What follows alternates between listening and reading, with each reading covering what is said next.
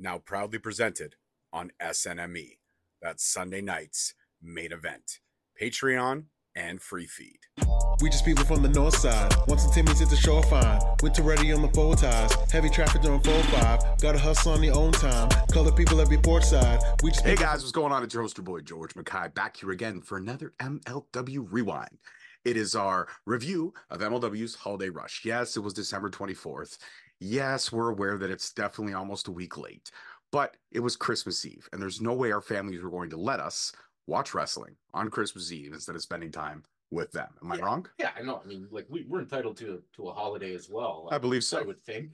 So welcome back on SNME. Welcome back on any other audio podcast platforms you're listening to. And welcome back on YouTube. As always, I'm your host, your boy, George McCoy, and this is the one and only Uncle Bobby B, baby. And like I said, well, what's happening is that we're about to talk Holiday Rush, which was, I think as we both agreed, subpar, was not the strongest thing that MLW has put out this year. I mean, it wasn't horrible, but it wasn't, I don't know, it wasn't what I'm used to seeing. There was a couple quick matches that I thought were going to go deeper, and there was a couple matches that probably could have been shorter. Just being honest, my honest opinion. You know what? I didn't think it was necessarily subpar. I mean, for a free show, for the amount of matches we got, I'm not really going to complain. No, not that you're complaining. No, I'm not complaining. We're just talking. We're talking. But I thought overall it was pretty good. Like, let's dive into it. Absolutely. So we'll start off with a six-way scramble. You got Nolo, Kitano, Love, Doug, Alec Price, Jay Boujii, AKIRA, and Brett Ryan Gosselin. They're going out for a six-way scramble to kick off the night. And I got to say, MLW does a great job of starting these pay-per-views of these events with the middleweight division. They really focus on that middleweight division. They showcase it very proudly. It's not like the days of past of, say, WCW, where the cruiserweight matches, if you will, were the fillers, where they should have been not to me either, but they should have been more showcased than they were. But MLW does a great job, and these six guys absolutely killed it. There was so much action; it was hard to keep track of it. Jay Boujii had spots, Alec Price had spots, Love Doug had a sweet spot, Nolo Kitano definitely continuing to show us on an extensive basis what he is capable of in that ring. Brett Ryan Gosling bringing in the sack full of Hershey Kisses, which ultimately came to his demise very early on in the match. But AKIRA, the heavy favorite for this match, and does come out with the win. I enjoyed everything about this match. Like I said, it's great to have these matches to kick off the show. Rob, what are your thoughts? I also quite enjoyed it. I love me a good multi-man match when it's done well. This was done well. I got a lot of multi-man spots, and I loved listening to Stryker just kind of go mark out for Doug, because Stryker's the heel commentator. And he's been loving Doug lately, though. Like, he's been loving some Love Doug. He just went off when Doug did that, almost similar to the cross cutter that Matt Cross does. It was weird. It was like on an angle, and it was just cool as hell. It was an impressive, the trajectory of the geometry that he used. He flipped his body into to land that cutter. It was pretty sweet. It was. Yeah, it was pretty sweet. It was great. So I enjoyed this match, and like you were saying, in WCW, the cruiserweight matches, I actually watched WCW, we all of us who were watching wrestling at that time, you were flipping back and forth, Raw, Nitro, you were going back and forth. For me, I was a Nitro first guy, and then I would flip to Raw if Nitro wasn't bumping. And the reason I did that was mainly because that's where I got to see the cruiserweights. That's where I got to see the Rey Mysterios and the Juventud Guerreras and the Billy Kidmans, the Eddie Guerreros. Like, yeah. Oh man, come on! Like, even a young Lionheart, man. Chris Jericho was peak performance. Jushin Liger, just like Ultimo Guerrero, the talent that we saw come in. For me, that was my thing. So, a match like this, a scramble match, right up my alley. I enjoyed it. I thought it was a fantastic way to start. Absolutely, and then right after, AKIRA grabs a microphone and a chair, pops himself a seat in the middle of the ring. Well, story time with AKIRA. I like that. Story time with AKIRA. Well, he tells a tale, spins a web, ricocheting Page and the calling. And now he's going to full force be the person, the martyr, if you will, to bring the calling down. And the calling, they didn't take too kindly to these words. They all came out. The Gas Mask Goons, Ricocheting Page, Cannonball Talon, they were all out there to set AKIRA straight.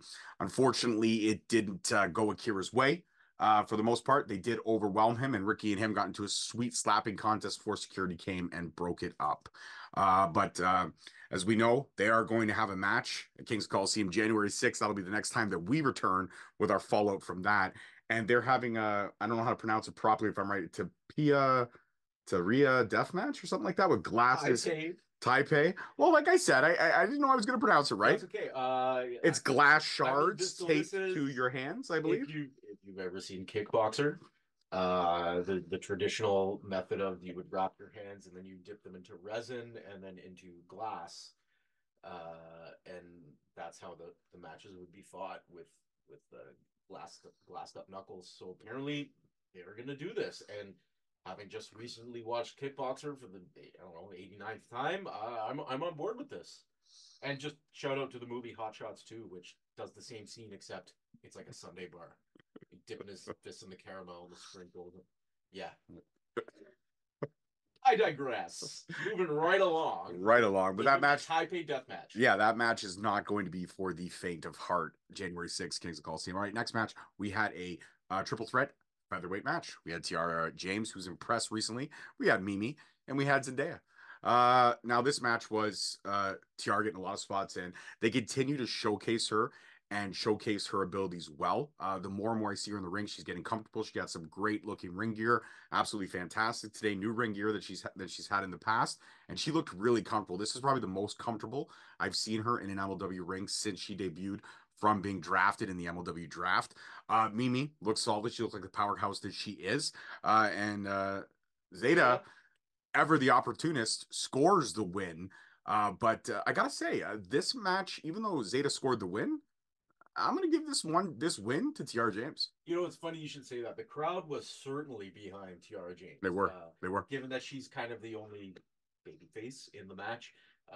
Well, also the only babyface currently right now in the featherweight division. I mean, you've got Delmy, but Delmy's kind of on the fence right now. I'm not sure where she's going. She could tip the scale either way. It's been a little, I don't know. We're going to see what happens. She's been unhinged. You know, she's been unhinged. It's funny, you know, just a few months ago we were talking about, like, man, we're not getting enough featherweight matches. We want to see them build this division more. Look where we are now. We have an absolutely loaded and stacked featherweight division. We've got some veterans. We've got a lot of youth in there. It's looking a lot better. There's tons of competition in that division now. There's a lot of ladies vying for that featherweight championship. And all that means for us, the fans, is more great matches. So, hell yeah. Absolutely. All right, next match on the card was Matt Justice versus Josh Bishop. And this one was typical Matt Justice, Josh Bishop. This one was not a showcase for the art form of pro wrestling as much as it was an all-out fight. And Matt Justice gets thrown halfway across the ring through a table, and Josh Bishop secures the win, also via the St. Laurent distraction. St. Laurent was out there in droves all night with everyone representing WTF. And this match didn't stop in the ring, though, because as quick as St. Laurent and Bishop went to the back, Matt Justice got up from that table shot quite quickly, I'll be honest with you, and he bolted to the back, and these two were fighting in the back area.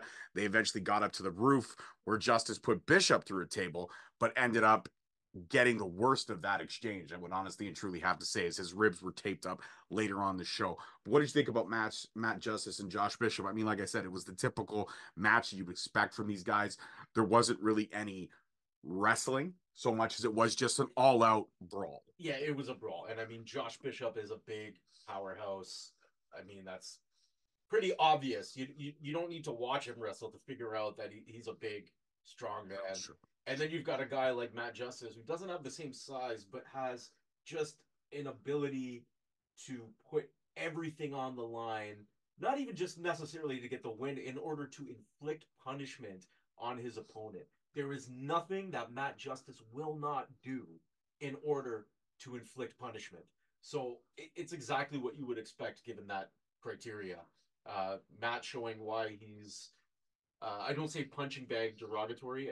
I mean it in a He takes big bumps. He takes big bumps. It is just the absolute elite punching bag of professional wrestling. This guy takes everything and just keeps coming back for more. You can't take Matt Justice out.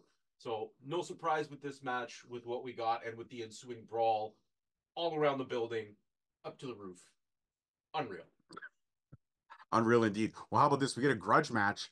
There wasn't so much a grudge match. This one was rather quick. And what I mean by that is you got Tony Deppen in tow with Crawford and McCoy, his two little proteges, if you will, versus Kevin Blackwood. And Kevin Blackwood He does have a grudge. He got put on the shelf for a few months because of Tony Deppen's actions, to which he was suspended and then suspended longer because he refused to pay the fine. And then said that MLW took money out of his pocket. Had he just paid the fine, he would have been making money. So that really falls on Tony Deppen. That whole, I didn't make money for 2 months. Well, you didn't pay the fine. But Blackwood came out, and the 3-on-1 was just too much for him to ensue, and the distraction by McCoy caused Deppen to get the roll-up and the win. Of course, the roll-up, before the roll-up, the pretense was that Kevin Blackwood was thrown into the exposed turnbuckle right across the mouth, probably knocked out a few teeth. He was bleeding a little bit, and Deppen secured the win. And that's it. That's just it. Deppen secured the win based off the distraction by McCoy. Yeah, it was a short one, and I think it was maybe just more to kind of build up the storyline. Yeah, this one's far from over. Yeah, no, and we really haven't seen a lot of Kevin Blackwood in an MLW ring, so I'm sure we're getting to it.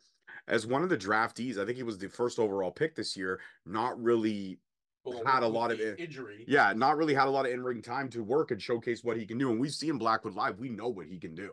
Right. So it's unfortunate that again, air quotes, the injury was put him on the shelf for a few episodes of Fusion. But regardless, this one was short and sweet. This one was kind of where the downturn kind of turned for me. But the next match did pick it up a little bit. And also, May 11th, we are getting back Demand Lucha.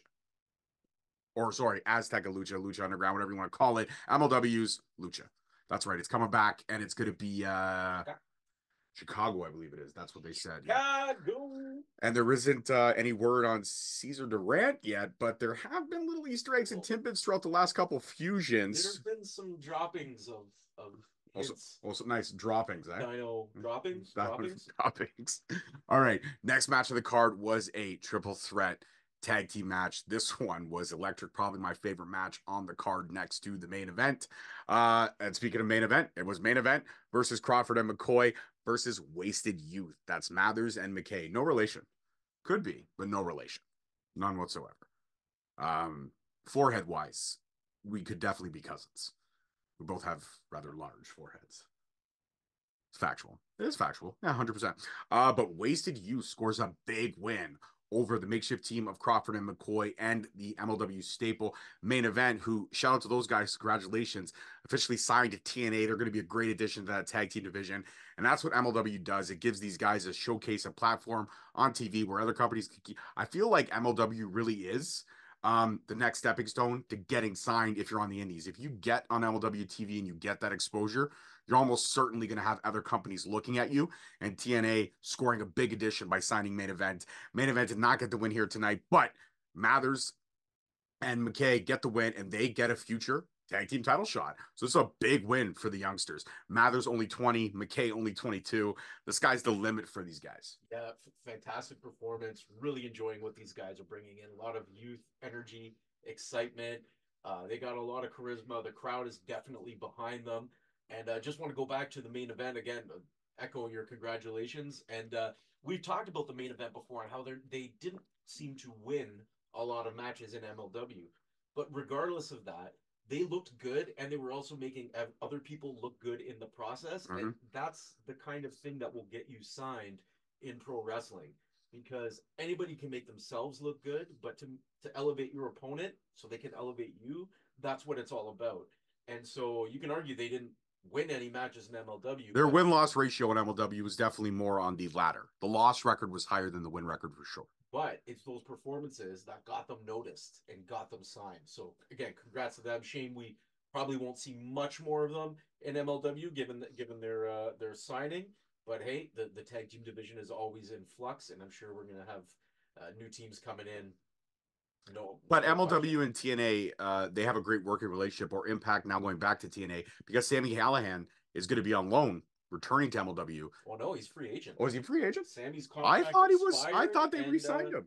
No, in fact, I hope I'm not bearing anything, but my understanding was Sammy had his discussions with them, and I guess he didn't feel like he was being offered. They were too far apart? Yeah, I guess they were like too far apart. I think he even might have posted on social media about it. So it's not like it's like insider info or anything like that. He felt he was worth more than I guess they were offering. They couldn't come to terms, and they parted ways. So Sammy's a free agent. He's back on the indies. He's going to be back in an MLW ring. You know, we talked about 2024, 2023, the growth we've seen in MLW over the last couple of years, and we're going to see in the next year. Just we got Riddle and Sami Callihan, two big names coming back to MLW because these are both guys who've been here before. I can't wait for that. And I know we went on a tangent here because that's what we do, but flipping back to that match, huge win by Wasted Youth, tag team title shot in the future. Don't be shocked if they put up a real good fight for that title and perhaps even come out on top. I don't know. But these guys are looking good, and I'm liking what they're doing in MLW. Absolutely. And I will say this, out of all the titles in MLW, the tag titles are the ones that seem to change hands more frequently than the other titles. Yes. And then I would say the middleweight, and then I would say the open weight, and then I would say the world heavyweight title, because the world heavyweight championship holders, hardest title to win, and they've had major year plus, 2 year plus, as Hammerstone, for example, title reigns. Alex Kane is almost coming up on a full calendar year. Which I like. I like that. I like that too. I like long title reigns for the more upper echelon titles of the company. Not to take anything away from the tag titles. They're just titles that change fast because the division is so fast changing that there's a lot of people vying for those titles. And I mean, the world championship, you are the top dog. I am the best in this company, period.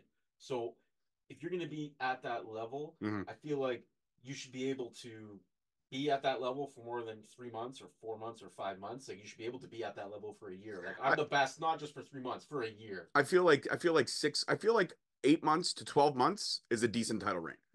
Reasonable. I would say that. And you know what? MLW, what they had with Hammerstone, and now what they have with Kane. Even Fatu. Dominant performers. So they're maintaining that dominance over a long period of time, and I like that. That is believable to me.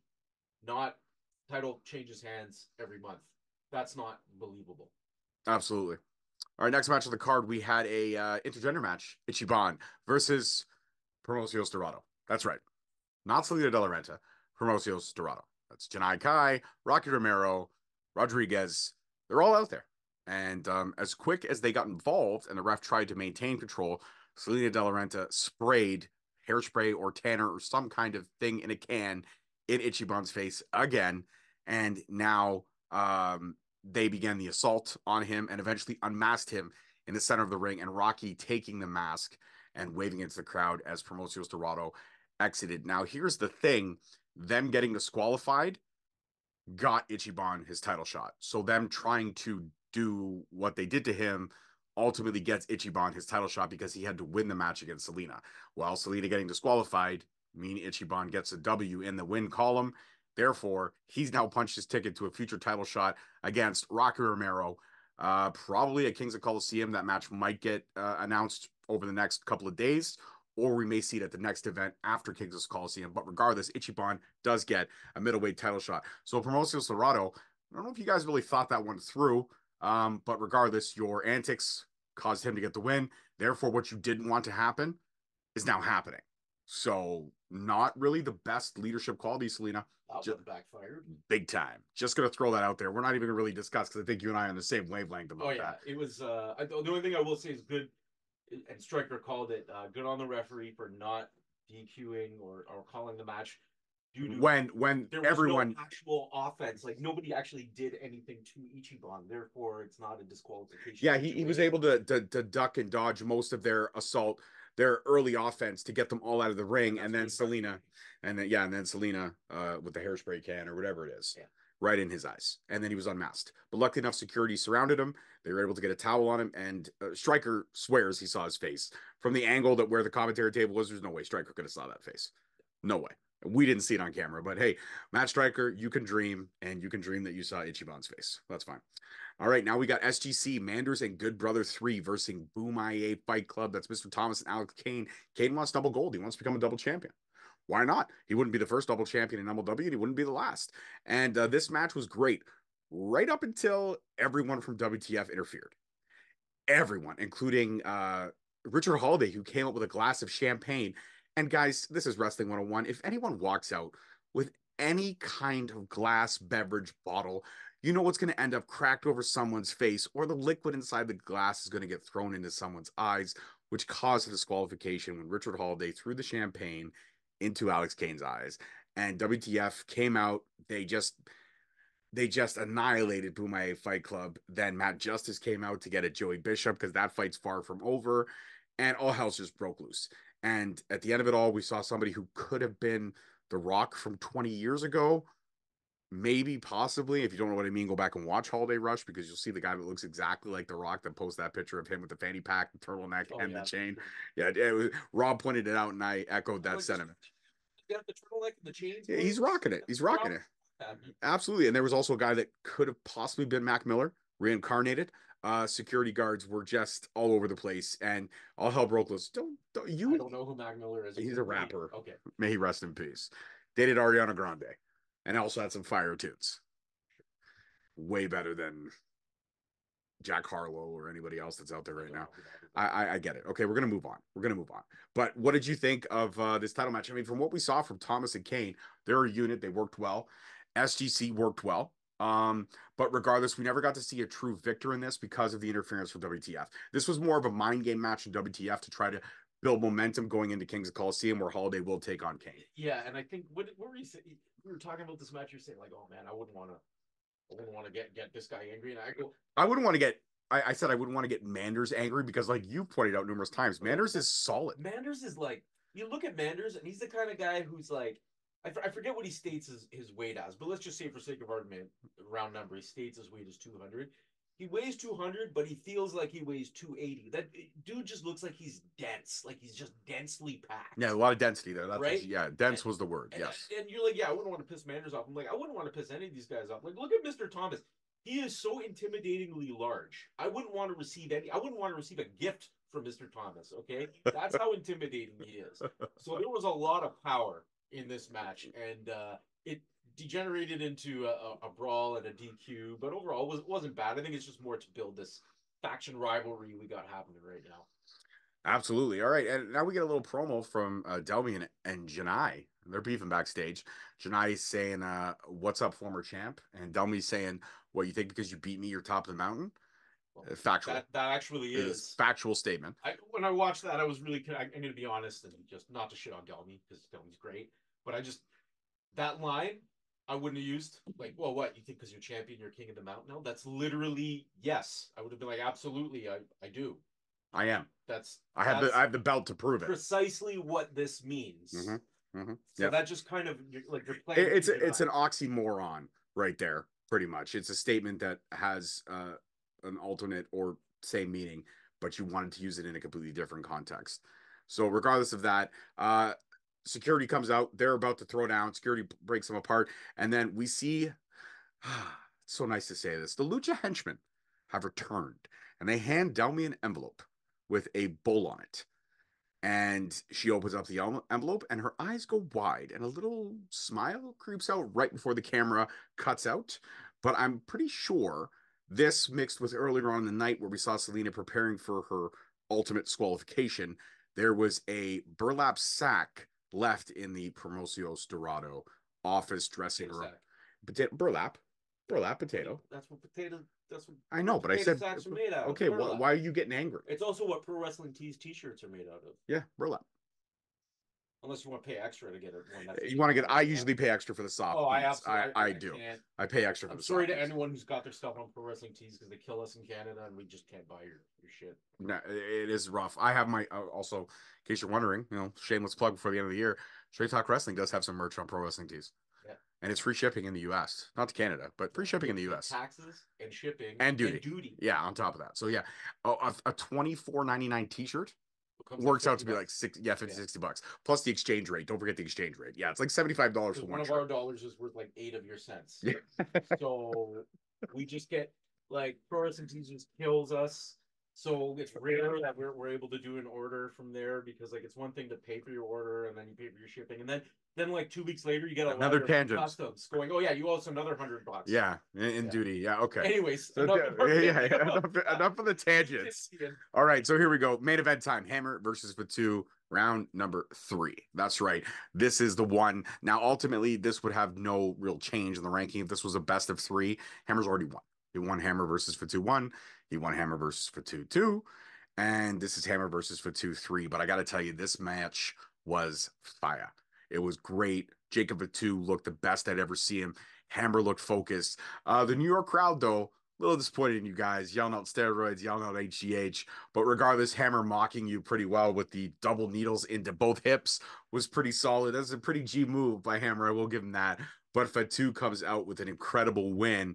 And at the end of the match, as Fatu rolls out and he's walking back to the ramp, Hammer meets him at the ramp and gives him a hug, an embrace, kind of like a thank you for one final ride. As we know, Hammerstone's contractual obligations are now complete. He's fulfilled them. He is a free agent. And that's what MLW does so well. We're losing bodies, but we're gaining back Matt Riddle and Sami Callihan. So the trade is even. And it's not to say that we'll never see Hammer in an MLW ring. He even said it himself. For the foreseeable future, you won't see Hammer back in an MLW ring. But he grabbed the mic, and he actually wasn't supposed to. He addressed the crowd. And he actually said that. He goes, I'm going to get in hot water for taking this mic. But instead of feeling frustration and anger and all the stuff you reading about in the dirt sheets, I'm actually grateful. And he actually talked about how people would want to say that MLW is fused with Hammerstone DNA. He said, no, Hammerstone is fused with MLW DNA. And MLW will be the company that built Alex Hammerstone.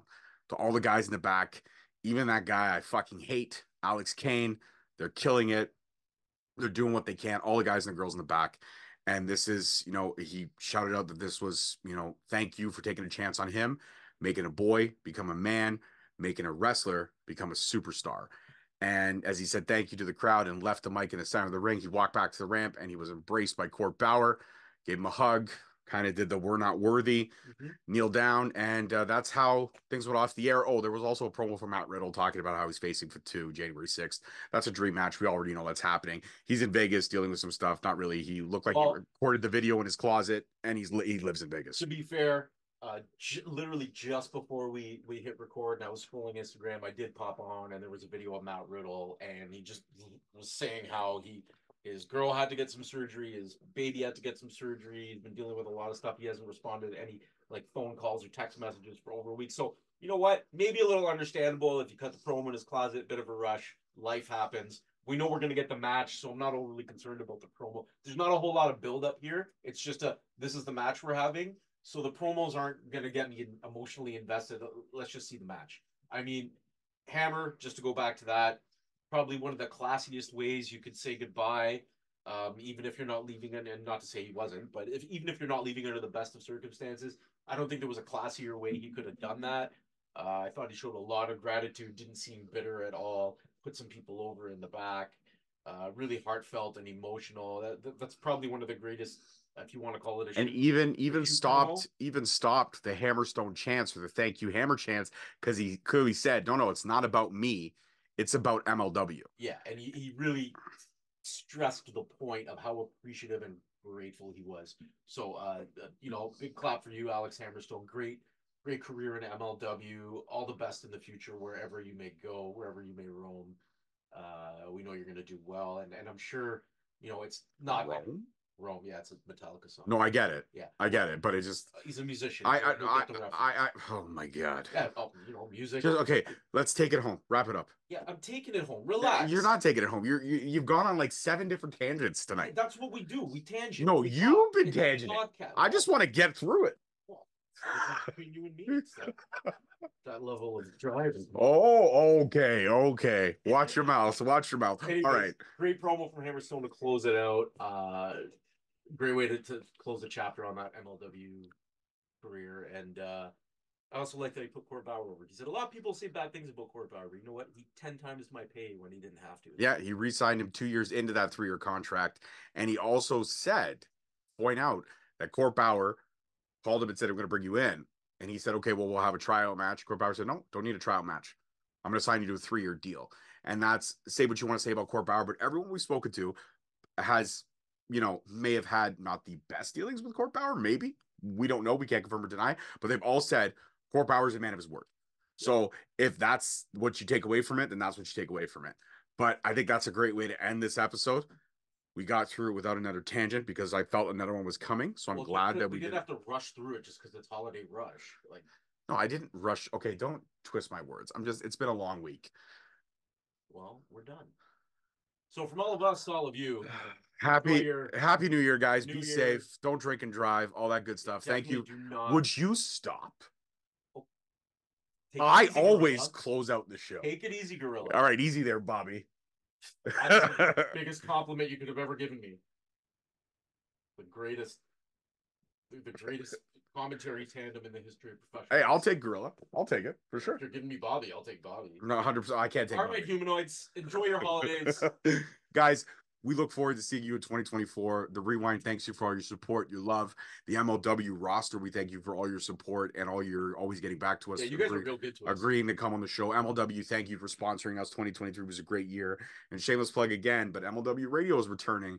And we think the Rewind would be a fantastic addition to MLW Radio. Just going to throw that out there. Got two great hosts. We really do. We can take something hosted. We yeah, got you. We got you. Got you. Slide into the DMs. I respond. He doesn't, but I respond all the time. Respond to DM. Not on X. I do actually. I'm on X now. I am using X.